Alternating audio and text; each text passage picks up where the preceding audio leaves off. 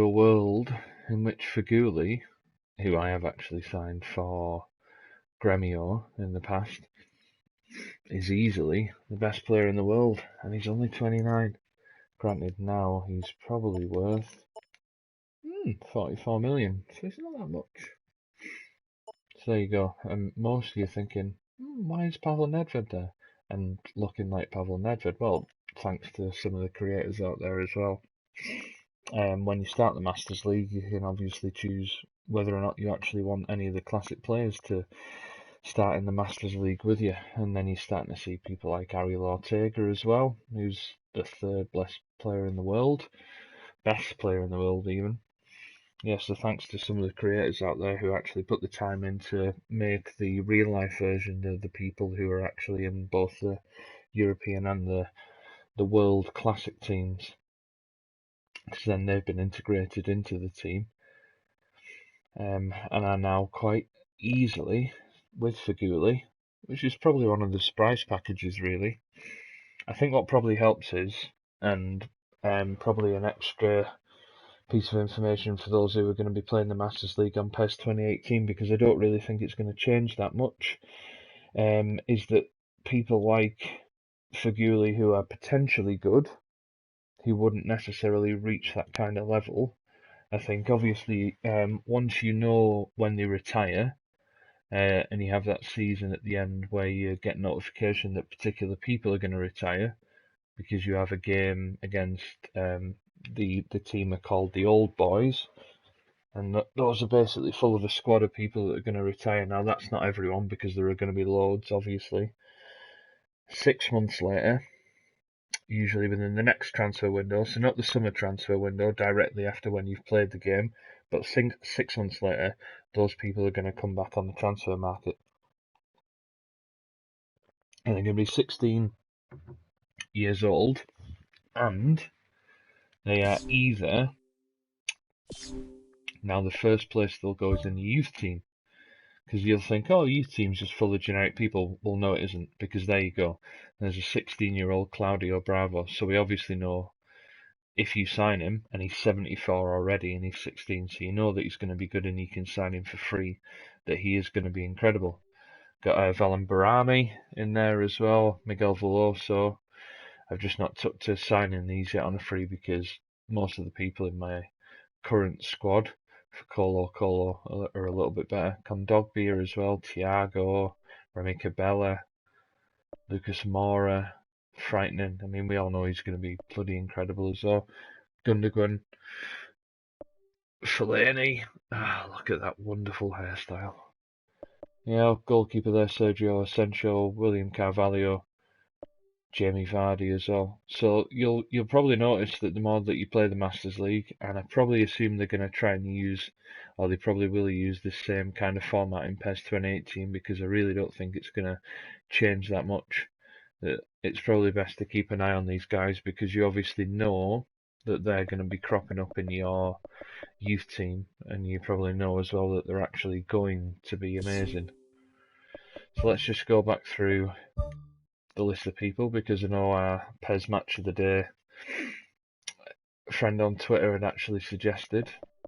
I mean, it's no surprise that Messi's up there as well.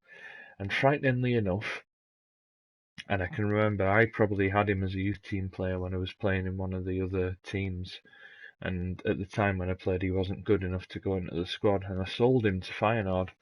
He's basically played his entire career there, which is insane. Which probably shows you that the AI isn't good enough to be able to utilise signing players like that. So maybe that's another thing that they should do, that some of the bigger teams should be able to utilise getting the best rated players, because obviously a player like that who's 96 out of 100 wouldn't spend his entire career at Feyenoord, no offence. Yeah, and the old Ronaldo as well, he's obviously part of the classic team as well. It's not the best like. He's obviously been reborn, so he's career, I guess when you start this, he's 26 or something like that. So it probably shows how long I've been playing this. He probably retired. Yeah, and he's 95 was there as well. He's incredible. I mean, especially for a fullback as well. And fullbacks on this game are few and far between, so just shows you. Ah, David. David De Gea, 29-year-old David De Gea, going through probably his second career, having been reborn, maybe just the once, I guess, at 29. Oh yeah, old Italian winger as well. Griezmann. Did try and sign him actually while I was at, but he's enjoying his spell with Everton in Brazil. I think that's not the Everton. That's the Everton in South America, which I think is in Brazil maybe. Obviously Neymar, who I had there at Porto, very successful. Verratti, Branislav Ivanovic again, and that's probably with me when I was the Dortmund manager. Utilising them, because the thing that you probably find is when they're quite young, as long as you have them in the starting 11, they increase so much quicker. Sterling, Cristiano Ronaldo, Goetze, also a very nice acquisition while I was at Dortmund. Yeah, Jackson Martinez, who we played with in our previous team as well, who is only 22. I mean, I'm even thinking at this point, once we've played in our Colo Colo team and we go on to someone in England, I'll probably be signing him because he's bloody incredible. He's probably not that expensive. Only 24 million. Yeah, if anyone on the video wants to explain how because you see how there's a bar rate in there for everybody, and that basically shows what the likelihood is of them actually signing for you, and what the transfer fee will be like when they actually sign for you. It's a shame there isn't a way of actually organising it by those people, but yeah, nothing we can do about that. I think when you actually send a scout out to look for these people, and it actually narrows it down by how likely they are to sign for you. Paul Scholes there as well. A 38-year-old Paul Scholes. Just the 50 million it'll take for him. Rashford. Yeah, who I had at Dortmund as well. Granted, I've probably signed all the best players who've been on this game at some point. Darren Fletcher. Darren Fletcher, 25 years old. 90 out of 100. Not the quickest, as you can see there from his hexagon, but still. Oh, yeah. Yeah, Berardi. Yeah, he was very good. Very nice sort of inside right player. Obviously scored a lot of goals with his left foot. Yeah, and Rekic as well. Also a very good acquisition for Dortmund when we were there. Zizou. An incredible likeness as well. He's another one who's part of the European Classic team. He's very good. 54 million. Not cheap. Marcelo Salas, I've probably seen better likenesses for him really. It's not a great one, but still. Courtois. Yeah, insane. John Terry. Lukaku as well, insane. Yeah, his physicality and his shooting is incredible. Shawcross as well, who I had for a bit at Dortmund.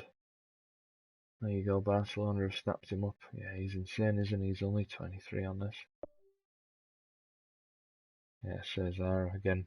It's probably showing by all of the players that have played in literally about the 2 or 3 previous teams that I've been, either Dortmund, Porto, Man United, so on and so forth. Never had him. Yeah, never had Simeone, not the Simeone, obviously, this one who plays for Leverkusen. I think actually plays for Leverkusen anyway, Felipe Anderson. He's also very good, got no physicality whatsoever, but Rafinha, Iniesta, obviously, yeah, signed him for Villarreal back in the day, frightening. And Ruben Castro, who I think we've probably had for about 3 different teams as well. Granted, I've got a small obsession about him, and I definitely think that when I go back to a club in England, I'm going to bring him with me because he's incredible. Boo, Pepe, boo. Robin. So he's been reborn. Granted, he was probably quite old, wasn't he, when we started the game? And he's already 36 again. And he's still incredible. Draxler. Bastos. Whatever happened to Bastos?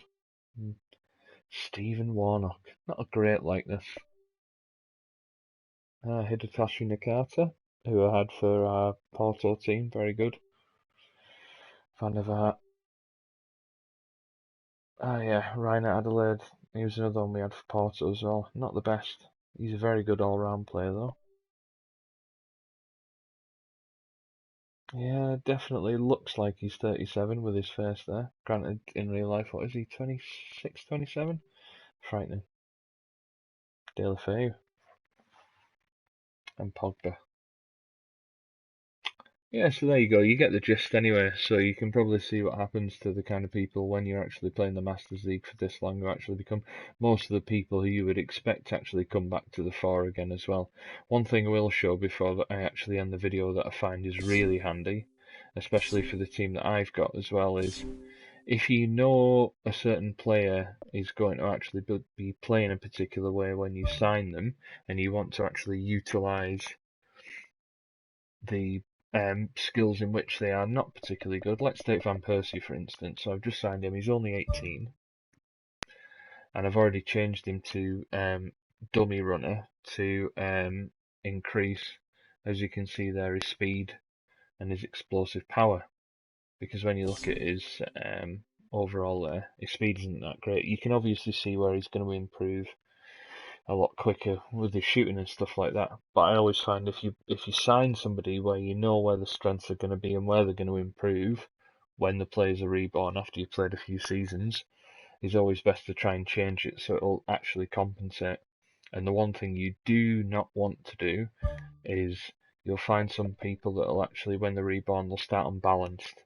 And all that means is that they'll incrementally increase a little bit in all of the statistics. Now for Van Persie, well, that's pointless. And the one thing that you want him to do with the dummy runner stat there is to actually increase in the right areas. Now obviously, his finishing's still going to be incredible as well. But the one thing he needs to increase on is his speed. So there you go, it's got 3 arrows towards his explosive power and 2 towards his speed. So again, that shows you the kind of players that are actually in the game in 2045 and who are good. No one would have actually remarked at this point that Faguli would have been. But there you go. And Pavel Nedved, obviously, who's 38, who we've definitely had for Villarreal, who's incredible. I hope that helped. Just comment below as well and like, and if you want to share this as well, and comment on Twitter. I'll see you very soon.